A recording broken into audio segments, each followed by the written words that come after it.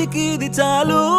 గడికొక్క అచ్చరి కలిసితే ఇద్దరికది తిరనాళ్లే కాదా కొట్టినా జాలి చూపిస్తావు తిట్టినా భరుస్తావు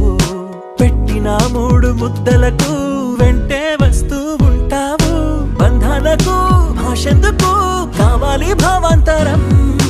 అయినోళ్లతో పోలిస్తే నీదే పెద్ద గుణం ఓ చార్లీ వెళ్ళకు